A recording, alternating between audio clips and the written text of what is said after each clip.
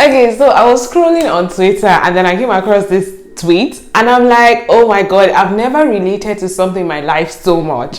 It's like every week somebody is getting engaged. I know you are thinking it, but I'm going to say it on behalf of all of us. Every week, Maduneme engagement. Every blessed week. That's what it means to be 25 plus. Okay? And then also I saw this post by a dude with a sign, like literally everyone should calm down on getting engaged. Like, it's just like, every single week, Madonna day, Madonna one. People don't used to tire. People don't used to tire.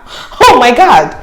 So for me, I feel like marriage, like bro, like marriage. Marriage.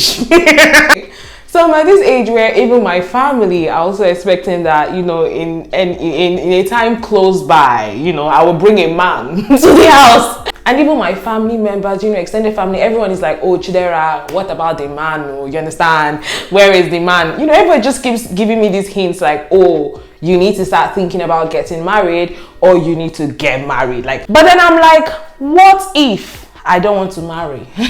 What if I don't want to get married? My mother doesn't like to hear this, but I'm going to say it. I'm saying it. What if I don't want to get married? Is it by force? Is it by force to marry? If you're watching this from outside of Nigeria, it's easy to be like, oh, it's you mustn't get married. But in Nigeria, we are still, we still believe that a woman needs to get married sort of for her purpose to be fulfilled. Like a lot of people still think that way. Of course, there are so many people that are progressive thinkers, but generally it's like, oh, you need to get married as a woman, especially in order to be fulfilled in life. So what if me, I don't want to be fulfilled? If that is fulfillment. I'm just thinking out loud, okay? Because when you're getting married, you're literally trusting someone. You're trusting them with your future. You're trusting them with your plans, okay? And then you're making that decision based on what you're seeing at the moment.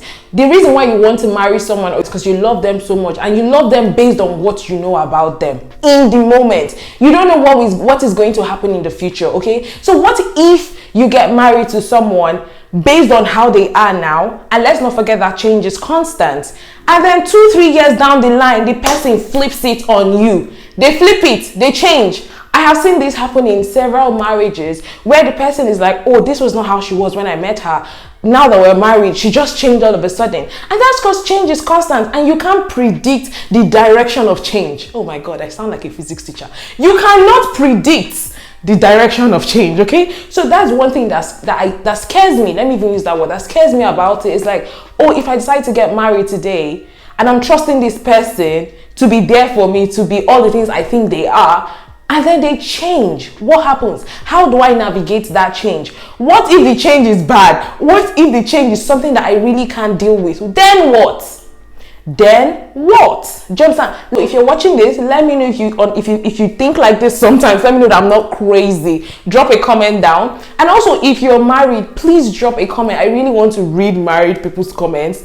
Let me understand. I mean, people do not used to change. I need to know this. I keep seeing young people get married. Like, I'll see like a 19-year-old is married, an 18-year-old is married, and then I'm like, oh my god, Chidera, are you not overthinking this thing? Because I'm an overthinker. I tend to overthink things.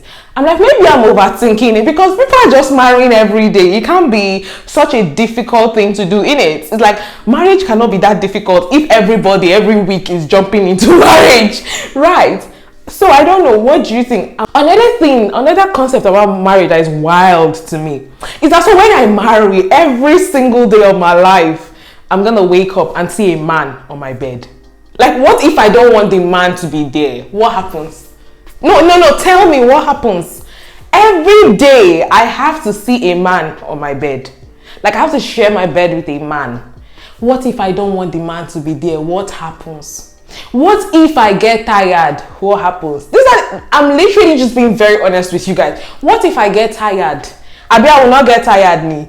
I know sometimes I think about it, I'm like, oh, but I grew up with my siblings in the same house for 20-something plus years. If I didn't get tired of my siblings, why do I think I would get tired of marriage? Or Benny, I've been thinking about that in a lot of times. It's completely two different scenarios.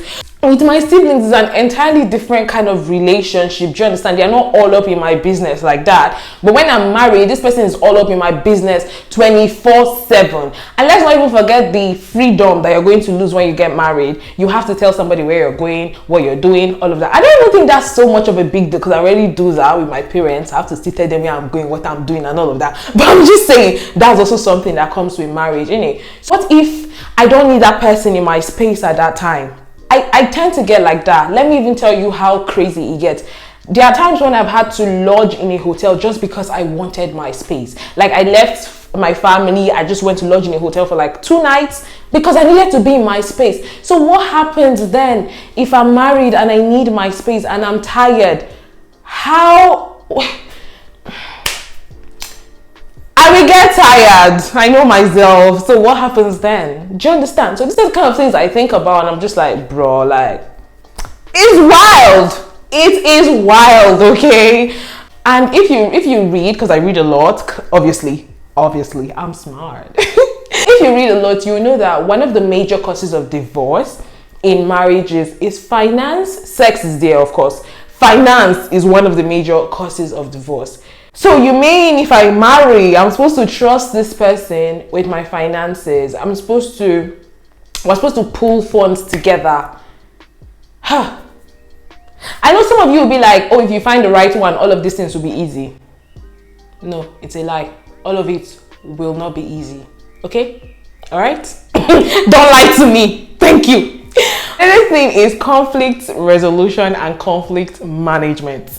I was watching a video by Pastor Michael Todd, and then his wife was like, marriage is death. Like marriage is literally dying to yourself. Like you have to become selfless. You have to, especially this submission, message, oh, the woman has to submit and all of that. You have to die to self.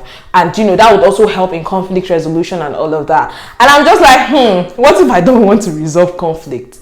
Do you understand? Like marriage is so much work. Like I'm in a relationship now and I know the amount of work I'm putting into it. And then people keep telling me, oh, marriage is an entirely different ball game. I remember the time I had an issue with the person I'm dating, and then I told my mom briefly about it. And she's like, first of all, she empathized with me. She told me she understood how I felt, feelings were valid and all of that. But then when I was done, she was like, is that all?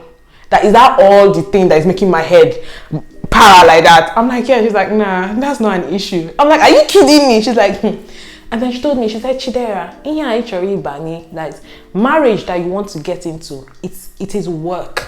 And she was like, let me tell you, if nobody tell you, I'll tell you as your mother, it is work, okay? You would have to forgive. You would have to learn to manage conflict. You would have to put yourself under sometimes. Like you'd have to be humble. Even when you are right, you have to be humble. All of that kind of thing. And I'm just like, you have to be kidding me. And then what about divorce? What about divorce? Divorce is another thing I think about. I've read several books that like, oh, when you divorce, it's like you're literally pulling you're tearing yourself apart, because every time you see that person that you divorced from, the person you divorced from, a part of you dies. I've read books like that and some studies on divorce and how it is a very painful process. And I'm like, okay, so even if I agree, oh, I want to get married, and then I get tired of the marriage and I want to leave, even the process of leaving is a whole lot stressful. Do you understand? Like, I'm just like, the whole concept is even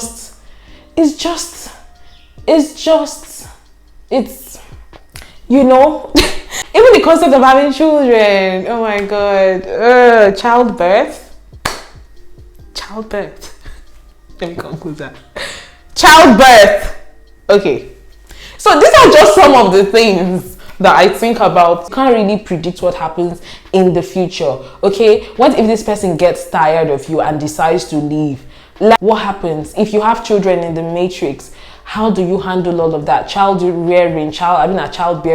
And then I also learned, I've been hearing a lot of people share their experiences on how when they have children and they pull apart. Like when they have children, especially between the ages of like 0 to 8 months when, you know, they just have the baby, and then they are lactating, they are taking care of the child, all of that, waking up in the night, the child is crying. I've heard so many stories of how this experience pulls couples apart because the man is demanding the woman's time and the woman cannot give enough. And me, I just feel like it is so unfair on females, how like everything has to rest on the woman. Do you get, like, literally this woman just put to bed, she's literally nursing your child that you both created together, and then you're now being demanding, you're demanding sex. Like, is that a priority at that time?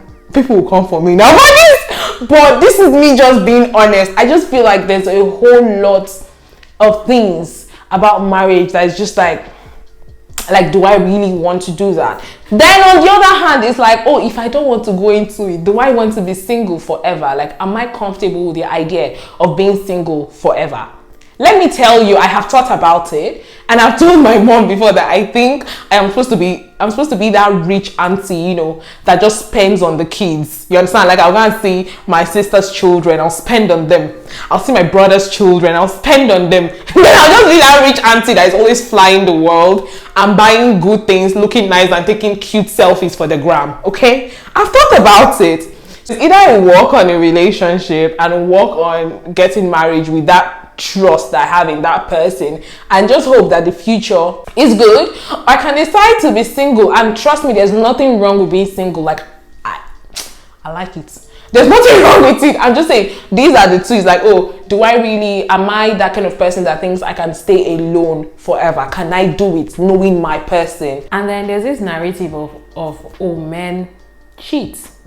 And every time I hear that narrative, I reject it, because if I don't cheat, or if I don't have any intentions of cheating, I don't see why the society is so hell-bent on conditioning me to accept that men cheat. Do you understand? There's this whole conditioning of, oh, a man must cheat, or a man will cheat, or if a man cheats, just know it is expected. I reject that narrative.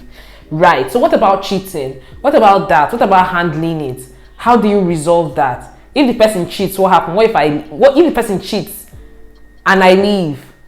Especially the way that they are conditioning women, especially, to accept that cheating is part of a man's nature. Really? So it is, really. So what you're trying to say in essence is that a man does not have self-control. Is that it? Is that it? If does it, say yes in the comments. That's it. I don't want to be cheated on. Right.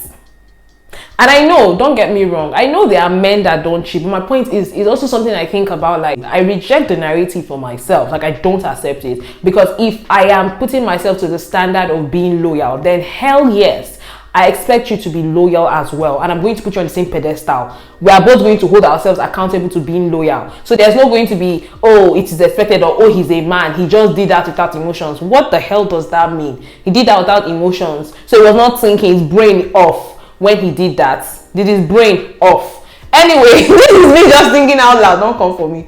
This is me thinking out loud, okay? And infidelity in marriage, like, how do people navigate that? Okay, what about the whole concept of, you know, they'll tell you that a man has needs.